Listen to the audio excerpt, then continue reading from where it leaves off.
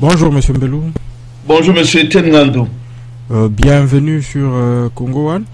Monsieur Mbelou, le gouverneur du Nord Kivu, Julien Paluku, a confirmé le jeudi 23 avril l'incursion de l'armée rwandaise sur les sols congolais, notamment dans la localité de Kassizi, en territoire de Niragongo, dans le Nord Kivu. C'est Radio Okapi qui rapporte cette information. Ces soldats rwandais des forces qu'on appelle RDF sont estimés à une centaine. Mais M. Mbelou à Kinshasa, c'est signal radio. Lambert Mende, d'habitude, si prompt à réagir à tout, observe un mutisme étonnant, M. Mbelou. Ce mutisme pourrait s'expliquer. N'oubliez pas que le Rwanda et même l'Ouganda n'en sont pas à leurs premières incursions. D'ailleurs, est-ce qu'il faut même parler d'incursion? Est-ce que nous ne l'aurons pas en nous faisant croire à nous-mêmes, en nous mentant à nous-mêmes, que la guerre dans laquelle le Rwanda et l'Ouganda ont été impliqués depuis les années 1996 a pris fin? Ce que nous ne semblons pas voir, c'est ceci. Depuis cette guerre, il y a eu des éléments ougandais et rwandais dans les différentes institutions congolaises et même dans l'armée. Rappelez-vous qu'il y a eu toute une liste d'éléments rwandais qui a été mise sur Internet indiquant quelles fonctions ils occupent dans l'armée. Et ces infiltrations se font de manière permanente. Ce ne sont pas des incursions. Le Rwanda et l'Ouganda sont présents dans l'armée congolaise et dans plusieurs institutions du pays. Alors, il y a, ceux qui sont restés dans leur pays, qui viennent de temps en temps en villégiature, mais quand on essaye de les voir, on croit qu'ils font des incursions. Non. Ils sont en terrain conquis. C'est nous, Congolais et Congolaises, qui sommes en train de nous mentir en croyant que nous avons un gouvernement normal au pays, que nous avons des institutions qui fonctionnent normalement et qui sont gérées par les Congolais, et que nous avons une armée où les postes de commandement sont tous confiés aux Congolais. Ce que vous appelez incursion et qui n'en sont pas, devrait conduire les compatriotes à ouvrir davantage l'œil et le bon. N'oubliez pas que quelques éléments du M23 ont été envoyés à Kamina pour dans les FRDC. Donc c'est le même style, c'est le même mode opératoire qui se poursuit depuis la guerre de l'AFDL jusqu'à ce jour. Pour vous dire que le pays va de plus en plus vers son implosion et malheureusement, nous lisons très mal, pour certains d'entre nous, nous lisons très mal les faits et c'est pathétique. Nous ne savons pas comment, avec cette lecture des faits, nous pourrons en arriver à bout de l'occupation et de la balkanisation du pays. Dieu merci, il y en a parmi nous qui essaient de voir mieux. Peut-être que c'est d'eux que nous avons à attendre des propositions de solutions pour pouvoir sortir de cette situation qui n'a fait que trop durer. Mais M.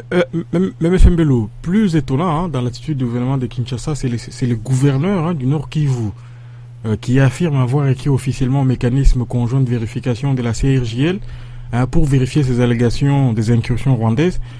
Et il dit si celles-ci sont confirmées, le gouverneur souhaite que les soldats rwandais regagnent leur territoire et qu'ils arrêtent les provocations. Fin de citation. Est-ce normal que le gouverneur des provinces s'occupe d'une matière mais le pays n'est pas gouverné. Comment est-ce que vous n'arrivez pas à vous faire à l'idée que la maison n'est pas gérée? Il y a du non-pouvoir. Il n'y a rien. Il n'y a rien. Je vous disais l'autre fois que ces Mende qui de temps en temps essaient de donner un peu de forme à ce qui se passe dans cette maison qui est non gouvernée et où il y a du non-pouvoir. Le gouverneur de Nord Kivu passe à côté de la plaque quand il écrit en supposant qu'on va demander aux militaires rwandais de pouvoir retourner chez eux. À quels militaires rwandais va-t-on demander cela? À ceux qui font ce que vous appelez incursion ou à ceux qui sont déjà dans l'armée? Il y en a même qui sont logés dans les grands hôtels de Kinshasa, comme à Sultani. Donc, on va demander à qui? Nous sommes dans un processus chaotique et mensonger que nous n'arrivons pas à approfondir, à analyser de manière sérieuse.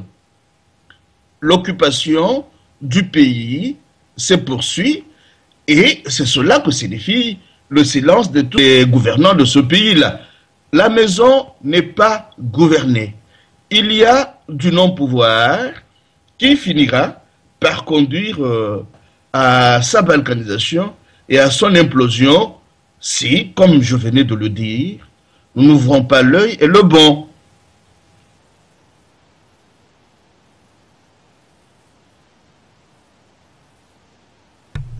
Très bien. Pendant ce temps, Joseph Kabila à Kinshasa était à l'ouverture des États généraux de la justice organisés à Kinshasa. Et ce forum réunit les experts de l'appareil judiciaire pour faire une autocritique et prendre des mesures pour l'améliorer. C'est Radio Cap qui rapporte également cette information. Les participants sont appelés à réfléchir du 27 avril au 2 mai sur les maux qui rongent les secteurs, notamment la corruption, la politisation de la justice, qui porte ainsi atteinte à son indépendance, l'impunité et l'inéquité dans les cours et tribunaux. Et face à tous ces problèmes, Joseph Kabila préconise les changements des mentalités. Monsieur Mbelu, est-ce vraiment la personne indiquée pour tenir le changement de mentalité? Ça veut dire quoi? Ça ne veut rien dire. Ce n'est pas un apport du point de vue structurel du fonctionnement de la justice. Et comme vous venez de le dire, cette fameuse justice-là est instrumentalisée par les mafieux et les nouveaux prédateurs qui sont aux affaires ou qui essayent d'entretenir le... Ne rien dire. Tant que ce processus qui a commencé avec la guerre de l'AFDL ne sera pas examiné sérieusement, tant que la vérité ne pourra pas être faite sur ce qu'il y a eu depuis cette guerre-là jusqu'à ce jour, tant que les chambres mixtes prônées par les experts de l'ONU qui ont fait le rapport mapping en 2010 ne seront pas mises en place, tant que les victimes de cette guerre ne pourront pas obtenir justice, on ne peut pas parler des états généraux de la justice au Congo. Il y a tout un processus mafieux, mensonger, chaotique à remettre en question si nous estimons que ce pays-là revienne sur le droit chemin. Mais on ne peut pas, en 2015, mettre entre parenthèses toutes les années, plus ou moins 2 décennies de guerre, et prétendre qu'on va créer, qu'on va faire les états généraux de la justice, et puis en prenant le changement des mentalités. C'est un vide programmatique pour la justice. Le changement de mentalité ne veut rien dire.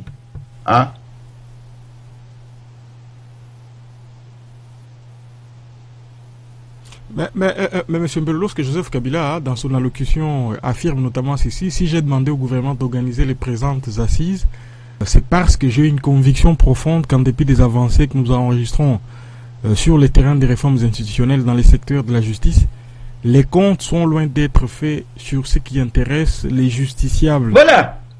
À qui faut-il dire ça? À Diomindonga voilà. ou à Jean-Claude Mouyambo et à tous ceux qui croupissent. Il y a là un usage tous les prisonniers politiques abusif du langage. On aligne les mots les uns après les autres. Après ce discours-là, qui pourra lui demander des comptes? Personne. C'est ça le problème. Personne ne pourra lui dire, mais monsieur, vous avez tenu ce discours à l'ouverture des États généraux de la justice. Est-ce que nous pouvons maintenant vous demander de libérer les prisonniers politiques? Il n'y a personne qui va lui poser cette question-là.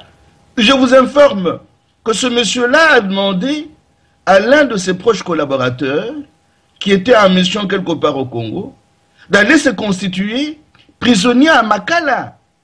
Ce monsieur-là a dû refuser. Il est à la maison jusqu'à ce jour. Je ne sais pas s'il a finalement repris son boulot. Donc c'est quelqu'un qui a du mépris, mais un mépris indescriptible pour les Congolais qui ne font pas, qui ne répondent pas à ses caprices et qui estiment que la meilleure façon de pouvoir manifester ce mépris-là à l'endroit des Congolais, c'est de les envoyer quand il en a envie en prison et comme il veut.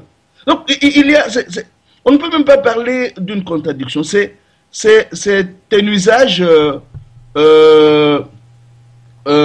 théâtral du langage pour amuser la galerie, un usage du langage qui ne signifie absolument rien. Cela doit être au-dessus des lois et il n'a des comptes à rendre à personne. Il ne peut pas se permettre... bon, mais comme je vous le disais, c'est du non-pouvoir, c'est du langage, un usage abusif de la... meubler le non-pouvoir pour meubler un vide programmatique du point de vue de la justice. Ah, on écoute cela, mais ça ne va rien changer. Et...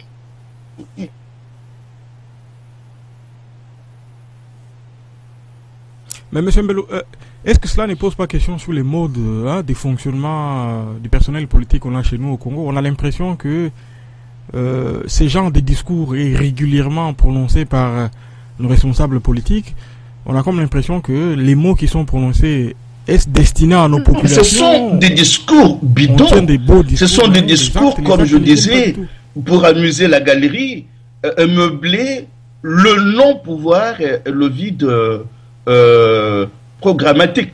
Cela d'autant plus que quand vous avez lu, par exemple, les réponses du professeur Mbata aux questions que Congo News lui a posées aujourd'hui, et il y a quelques jours, vous vous rendez compte que rien ne marche et qu'il y a une complicité terrible entre ceux qui tiennent tous ces discours-là et les institutions bidons du pays.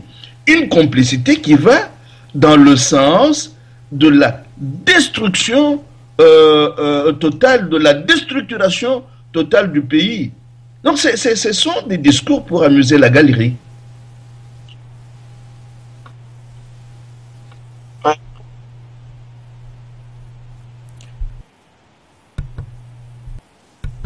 Très bien, comme vous l'avez déjà dit, on va dire un mot sur ce long entretien que le professeur Mbata a accordé à Congo News, à d'autres médias.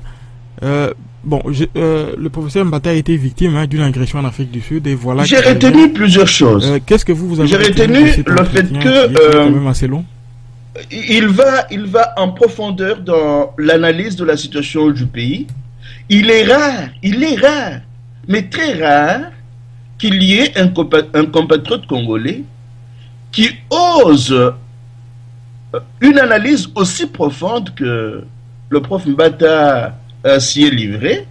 Donc, nous avons là le cas d'un Congolais qui ferait partie de ce que nous appelons aujourd'hui de l'intelligentsia organique et structurante par sa capacité d'analyse, mais aussi par sa capacité de proposition. Même si, par-ci, par-là, je ne suis pas très, très d'accord avec lui, quand il dit au président africain qu'il y a une vie après la présidence. Moi, je lui pose la question, mais quelle sorte de vie? Est-ce que ces présidents africains peuvent commencer par répondre de leur forfait? Hein? Quand on a été président, on a assumé tant bien que mal, même si c'est le vide de pouvoir qui est assuré chez nous, on a assumé tant bien que mal certaines responsabilités, même en posant des actes négatifs et surtout en commettant des crimes. Non, ça serait trop beau que chaque fois qu'il y a un président africain ou une marionnette qui a été placée là-bas par les forces extérieures termine son mandat, qu'on lui dise qu'il y a une vie. Hein? Il reste à voir ce que l'on met dans cette vie-là après la présidence. Mais en général, j'estime que son interview a été, son entretien a été d'une très très grande profondeur. Et quand on le lit assez posément, on remarque qu'il y a aussi dedans des petites contradictions. Il critique certains tambourinaires tout en encensant certains autres. Hein? Même si on ne cite pas les noms, mais vous sentez qu'il y a certains tambourinaires d'hier que le professeur essaie d'oublier tout en s'en prenant à certains autres d'avant-hier. Donc, il y a une reddition des comptes que notre jeunesse devra, par exemple, demain, demander à tous ces tambourinaires pour éviter qu'on ne prenne pas, quand il y a un changement assez profond dans ce pays-là, qu'on évite de prendre les mêmes et de recommencer. Donc, il y a des redditions des comptes à faire pour les tambourinaires d'hier et ceux d'avant-hier, afin qu'on puisse voir comment ce pays-là peut aller de l'avant. Mais de toutes les façons, oui.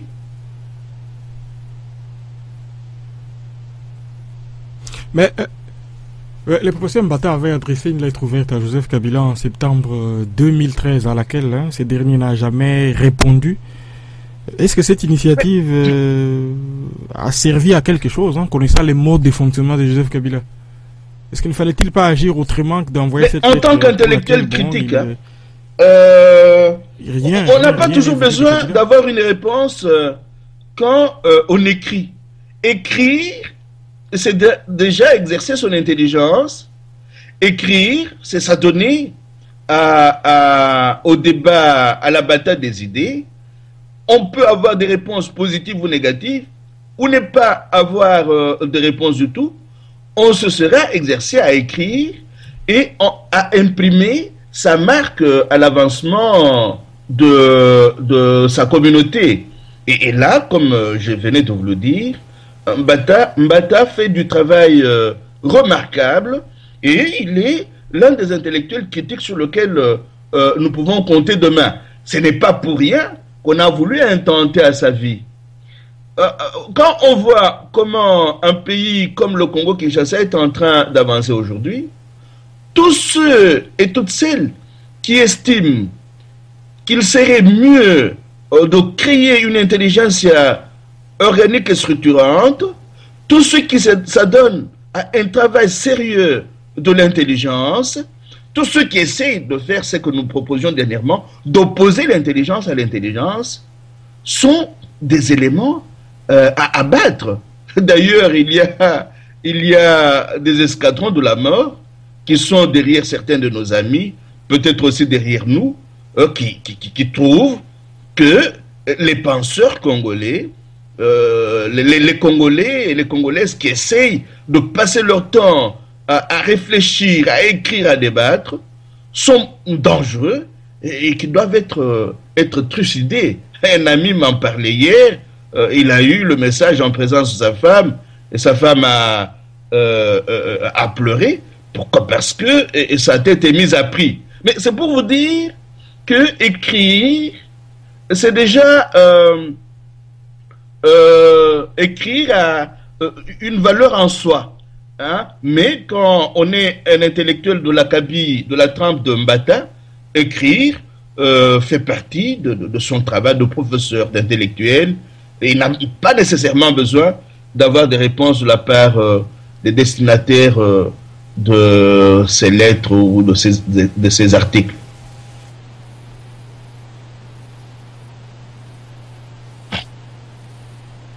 Oui, à propos des dernières institutions d'appui à la démocratie mises en place, hein, la Cour suprême et la Commission nationale des droits de l'homme, il ne semble pas du tout optimiste, il ne semble pas du tout croire, notamment pour les cas de la Cour suprême, hein, il considère que les juges qui va la présider, donc c'était un ancien, il avait joué un rôle important dans les contentieux électoraux de 2006, donc cette nomination, il considère cela comme une récompense méritée pour des services rendus.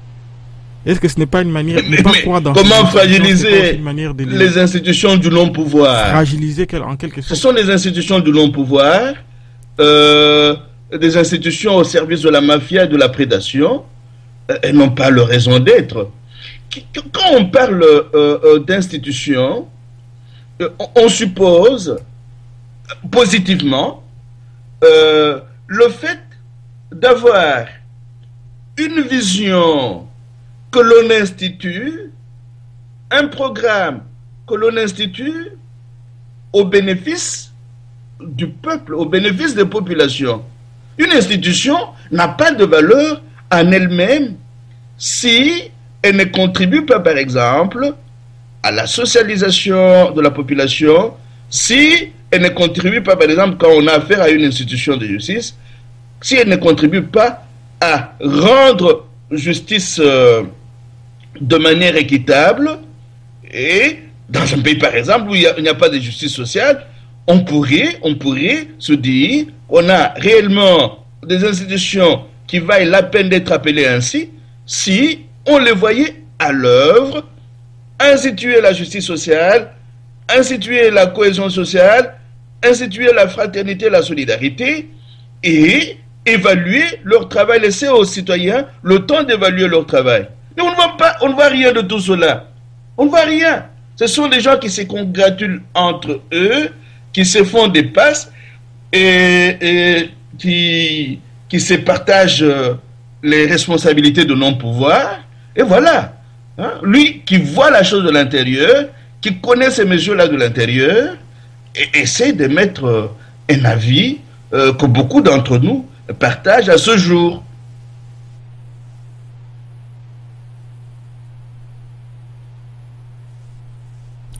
Oui, à propos de la CENI, il n'est pas du tout tendre avec l'abbé Malo Malo. Hein. À propos de son indépendance, il dit sur papier oui, mais en réalité elle n'a jamais été indépendante. Elle ne l'était déjà pas sous la direction du pasteur Ngoï Mulunda ni celle de l'abbé Malo Malo.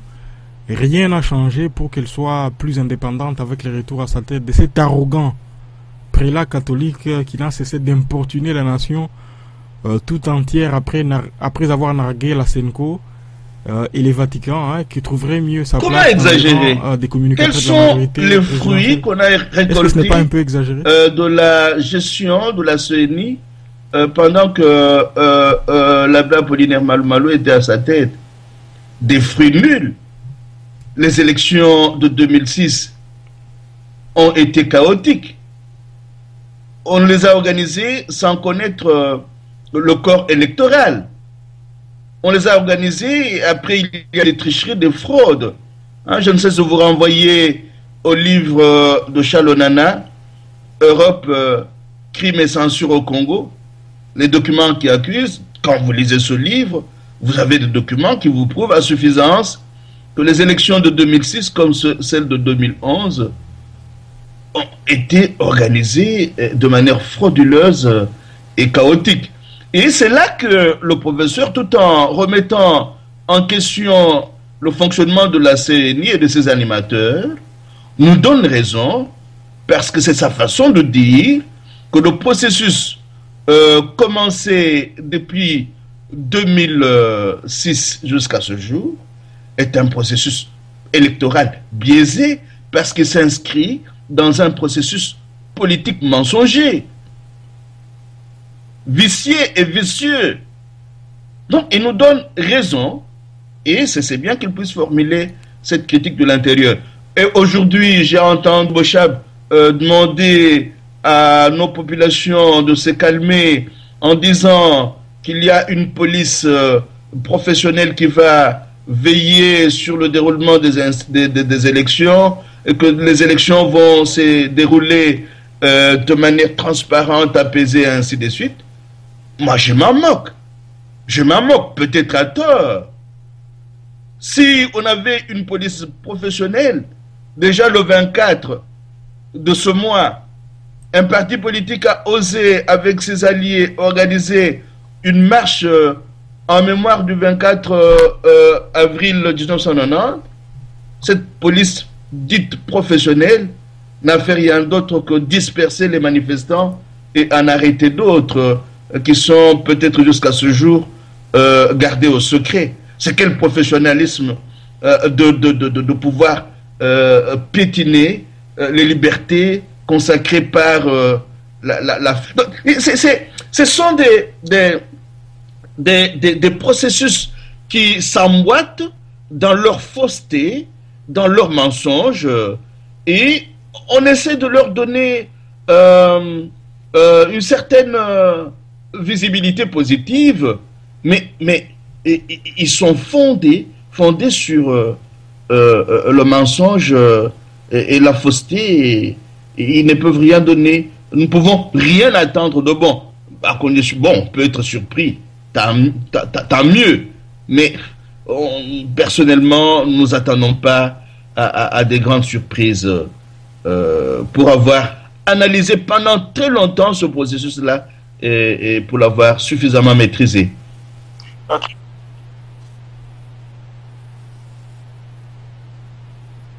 Très bien, pour finir un mot sur l'abbé Apollinaire Malomalo, pour qui l'opposition s'inquiète de son indisponibilité. Après une longue absence pour des soins, l'abbé Malomalo est réapparu le 16 avril à Kinshasa au cours d'une réunion extraordinaire de l'Assemblée plénière de la CENI. Depuis lors, il n'est plus visible. Monsieur Mbelou, il y a beaucoup de spéculations sur l'état de santé. Faisons un peu la part des choses. Faudrait-il s'en inquiéter? C'est un homme, un être humain. Nous ne pouvons pas, comme ça, nous moquer de son état de santé parce que il a posé des actes que nous n'apprécions pas positivement. Je vous ai dit que nous avions appris qu'il aurait été frappé par le raïs, qu'il a eu des coups à la tête, qu'il a fait une hémorragie cérébrale et que il a été soigné. Il serait retourné en Afrique du Sud pour la kiné ou pour un suivi à ces soins-là. Mais quand nous le considérons comme étant président de la CENI, il a rendu de très mauvais services au pays. C'est là que vous comprenez pourquoi de temps en temps, quand nous parlons de cette opposition-là, nous disons que c'est une opposition du statu quo.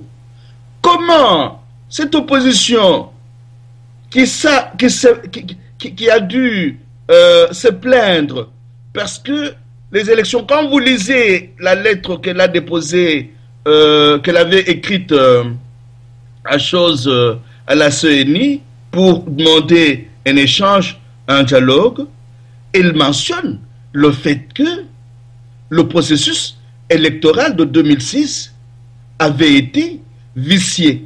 Comment peut-elle, au même moment, dénoncer, décrier ce processus électoral et, au même moment, regretter le fait que celui qui avait présidé ce processus électoral vicié puisse ne pas être dans la course. Donc voilà pourquoi nous disons, nous, de plus en plus, nous avons besoin d'une intelligentsia organique structurée qui a quand même des espaces de technostructure. Donc, je ne sais pas comment les politiques congolais travaillent. Ils devraient quand même avoir des cabinets qui évaluent, qui étudient, et puis qui veillent à la cohérence de leur discours. On ne peut pas aujourd'hui dire une chose, demain son contraire, et prétendre avoir de la cohérence politique. Ah bah bon, il n'y a que des imbéciles qui ne changent pas. Si ce que l'on dit, on le dit dans le bon sens, ça se comprendrait. Mais quand on analyse, puis... Mais M. Mbello, l'opposition n'est pas dans son rôle naturel, hein, que d'essayer de s'enquérir, puisqu'on sait que les postes qu'occupe Apollinaire Malumalu revient à la société civile, et en son absence, les premiers vice-présidents, il est de la majorité présidentielle. Mais quel rôle naturel? D'abord, est-ce que ce n'est pas, elle mène un jeu à un certain moment flou. Voilà pourquoi je dis que plusieurs de ses membres font partie du statu quo. Au même moment que cette fameuse opposition accuse la majorité présidentielle d'avoir commis des crimes contre l'humanité, elle veut aller aux élections avec des criminels contre l'humanité. Là, je ne comprends pas. Peut-être que c'est mon intelligence qui est limitée. Pourquoi ne peut-elle pas d'abord chercher à traduire en justice ces criminels contre l'humanité, à travailler avec les masses populaires pour qu'elles comprennent que ces criminels contre l'humanité ne peuvent pas organiser des élections auxquelles ils échoueraient parce qu'ils traînent des casseroles de crimes avec eux. Donc là, il y a quelque chose qui cloche un peu. D'une part, on dit, voilà, on a enterré autant, mais ce n'est pas la première fois. Et puis, il y a des infiltrations dans l'armée. Il y a des infiltrations partout au pays. Il y a un non-pouvoir. Mais comment est-ce que le non-pouvoir, comment est-ce que ces gens criminels qui coopèrent avec les pays voisins vont-ils procéder pour créer un processus électoral idoine qui permette au pays de pouvoir aller de l'avant? Là, moi, je ne comprends pas. Donc, il y a des contradictions face auxquelles cette fameuse opposition est placée et qui convainc de plus en plus certains d'entre nous qu'elle est de mèche avec le non-pouvoir. On parle du pouvoir, mais nous remarquons qu'il y a du non-pouvoir. On ne peut pas avoir un pouvoir dans un pays. Il n'y a rien qui marche, rien du tout, hein, sauf le blabla que l'on nous met de temps en temps sur Internet.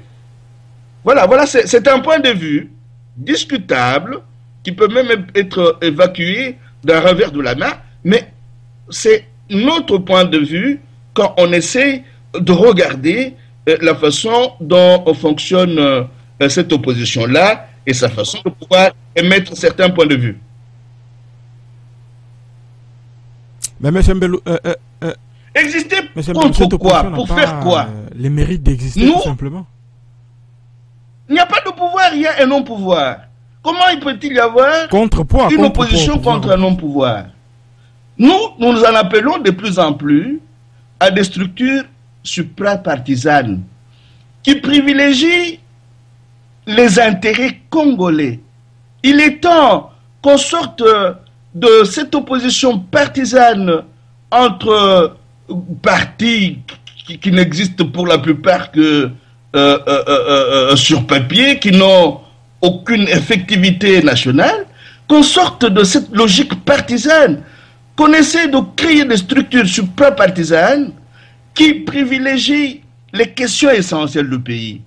Que le Congo devienne un État souverain, que le Congo devienne un État social de droit, que le Congo essaie d'assurer la justice sociale pour tous ses enfants, que le Congo essaye de travailler avec l'un ou l'autre pays qui est d'accord avec lui pour l'intégration économique et l'intégration politique. Voilà des questions qui importent. Que tous ces criminels qui sont venus avec l'UDPS ou qui ont, avec l'AFDL ou qui ont trempé dans la guerre et les crimes qui ont été décrits par les différents rapports de l'ONU puissent répondre devant la Commission de justice, vérité et réconciliation au lieu d'aller dans le sens de tous ces pays-là. On nous parle d'élections, on nous parle de ceci, on nous parle de cela, alors que vous ne pouvez pas, en conscience, croire que les gens qui ont créé du non-pouvoir chez vous, vont se réveiller un matin et créer du pouvoir pour qu'ils répondent de leur forfait. Non, non. Il faut créer autre chose. Il faut inventer autre chose. Il faut imaginer autre chose. Ça sera difficile, ça sera pénible. Mais aujourd'hui, nous avons le devoir, en tant que citoyens, de pouvoir opposer notre intelligence à l'intelligence des autres, au lieu de reproduire des formes partisanes dévoyées qui ne mènent nulle part. Non, il faut arrêter. Ce n'est qu'un point de vue. Merci bien, monsieur Etienne Très Nandou, bien. et Merci à la beaucoup, semaine monsieur prochaine. Mbelou, et à la semaine prochaine.